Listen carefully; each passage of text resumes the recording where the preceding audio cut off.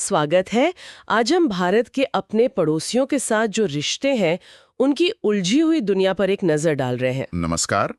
हाँ, ये रिश्ते काफी जटिल हैं। हमारे पास जो सोर्सेज हैं वो दिखाते हैं कि ये रिश्ते कैसे हैं। कहीं गहरी दोस्ती है, कहीं विकास में साझेदारी चल रही है, तो कहीं सीमा पर तनाव भी है और मतलब बड़ी ताकतों की खींचतान भी नजर आती है। बिल्कुल। और ये रिश्ते भारत के लिए रणनीतिक रूप से बेहद अहम हैं और हर रिश्ता अपने आप में अलग है। हाँ, कुछ बेहद करीबी दोस्त हैं तो कुछ के साथ गहरी दुश्मनी भी है। सही कहा। सोर्सेज में पुरानी बातों, आज चल रहे प्रोजेक्ट्स और जो तनाव की वजहें हैं, उनका जिक्र है, जिससे हमें पूरी तस्वीर समझने में मदद मिलेगी। तो भारत की कोशिश है नेबरहुड फर्स्ट नीति से इन रिश्तों को मजबूत बनाने की, मतलब बातचीत, व्यापार, इंफ्रास्ट्रक्चर और सांस्कृतिक मेलजोल के जरिए। चलिए इन सोर्सेज से समझते हैं कि इन रिश्तों में खास क्या है। हाँ बिल्कुल। शुरुआत कहाँ से करें?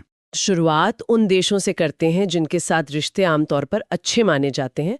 भूटान को लीजिए। भूटान। हाँ, भारत का शायद सबसे करीबी साथी। भारत भूटान की पंचवर्षीय योजनाओं यानी उनके डेवलपमेंट प्लान्स में काफी मदद करता है और पानी से बिजली बनाने मतलब हाइड्रो पावर में तो कमाल का सहयोग है। हाँ, वो ताला, पुनित सांगचू 1 और 2 जैसे बड़े प्रोजेक्ट्स। हाँ, यहाँ सिर्फ मदद की बात नहीं है। ये जो दशकों पुराना हाइड्रो कॉर्पोरेशन है ना, इसने एक ऐसी आर्थिक निर्भरता बना दी है जो शायद ही टूटे। अच्छा। और ये भूटान को रणनीतिक रूप से भारत के करीब रखता है, जो इस क्षेत्र में मतलब एक अनोखी बात है।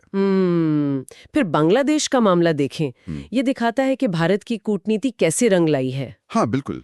वो 2015 में जमीन की सीमा का पुराना मसला सुलझाया गया, वो एक बड़ी बात थी। सही कहा।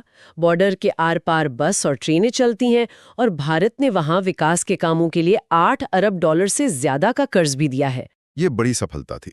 पर सोर्सेज ये भी याद दिलाते हैं कि तीस्ता नदी के पानी के बंटवारे जैसा मुद्दा अब भी अनसुलझा है। हाँ, वो तो है। तो ये दिखाता है कि लगातार कोशिशों के बावजूद कुछ चुनौतियां बनी रहती हैं। बनी रहती हैं, बिल्कुल। अच्छा, अब कुछ ऐसे रिश्तों पर आते हैं जहां दोस्ती और तनाव मतलब दोनों साथ साथ चलते हैं।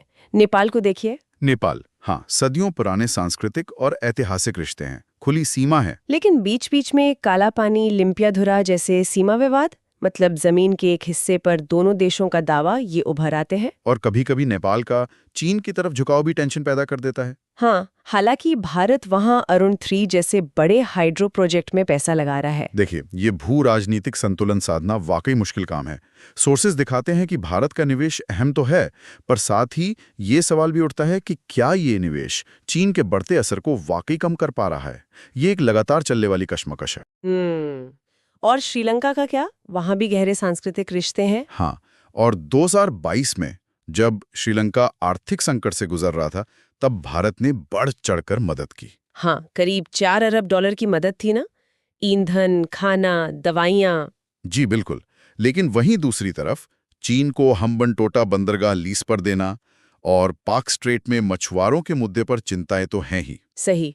श्रीलंका का मामला दिखाता है कि संकट के समय भारत सबसे पहले मदद पहुंचाने वालों में से है, लेकिन ये भी साफ करता है कि उसे चीन जैसी ताकतों से रणनीतिक मुकाबला भी करना पड़ रहा है। बिल्कुल। और फिर आते हैं वो रिश्ते जहां चुनौतियां सबसे ज्यादा हैं।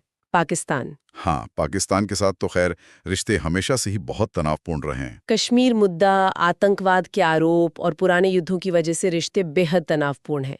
1947, 1965, 1971, 1999। बातचीत लगभग बंद है। हाँ, करतारपुर कॉरिडोर का खुलना या 2021 का सीज फायर, ये छोटे कदम कहे जा सकते हैं। लेकिन ओवरऑल तस्वीर तो तनाव की ही है। व्यापार भी ना के बराबर है। ये संघर्ष बहुत गहरे हैं। इतिहास का बोझ और सुरक्षा की चिंताएं हावी हैं।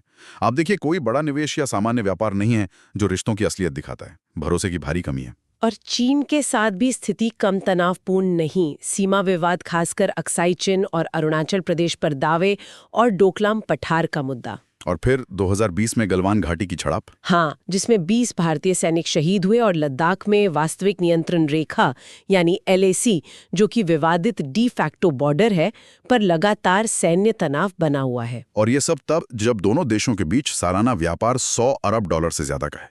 यही तो विरोधाभास है। हाँ, ये बात सोचने वाली है। एक तरफ इतना बड़ा आर्थिक लेन देन, दूसरी तरफ सीमा पर इतनी ज्यादा सैन्य और रणनीतिक दुश्मनी। सोर्सेस बताते हैं कि व्यापार तो है, लेकिन निवेश को लेकर भरोसा नहीं है और सीमा पर तनाव सब पर भारी पड़ता है। बिल्कुल। आखिर में संक्षेप में अफगानिस्तान और म्यांमार की बात कर लेते हैं। हाँ, तालिबान के आने से पहले भारत ने अफगानिस्तान में काफी काम किया था।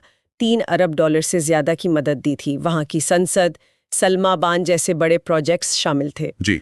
और तालिबान के बाद भी भारत गेहूं और दवा जैसी मानवीय मदद भेज रहा है, पर उनकी सरकार को मान्यता नहीं दी है। हाँ, औपचारिक मान्यता नहीं है।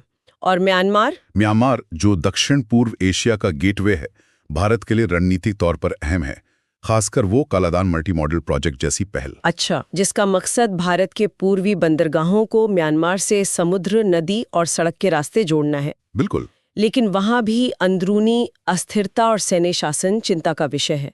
ये दोनों उदाहरण दिखाते हैं कि भारत कैसे पड़ोसियों की मुश्किल हालात में अपने हितों, भू राजनीतिक सच्चाइयों और मानवीय चिंताओं के बीच तालमेल बिठाने की कोशिश कर रहा है। तो कुल मिलाकर देखें तो भारत की पड़ोस नीति एक लगातार चलने वाला संतुलन साधने का काम है। हाँ, एक तरह का बैलेंसिंग एक्ट।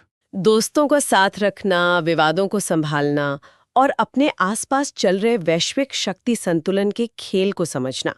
भूटान जैसे करीबी साथी से लेकर पाकिस्तान और चीन जैसे प्रतिद्वंद्वियों तक हर रिश्ता अपनी जगह खास और अहम है। बिल्कुल। सबसे बड़ी चुनौती यही है कि क्षेत्रीय स्थिरता और विकास के लिए सहयोग कैसे बढ़ाया जाए, जबकि पुराने विवाद और रणनीतिक होड़ भी जारी हैं। तो भारत इसके लिए कई तरीके अपनाता है। कूटनीति, आर्थिक मदद, इंफ्रास्ट्रक्चर प्रोजेक्ट्स। हाँ, ये सब तरीके अपनाए जाते हैं, लेकिन लगातार सतर्क रहने की जरूरत तो है ही, जैसा हमने अलग अलग उदाहरणों में देखा। इस मामले पर आपकी क्या राय है?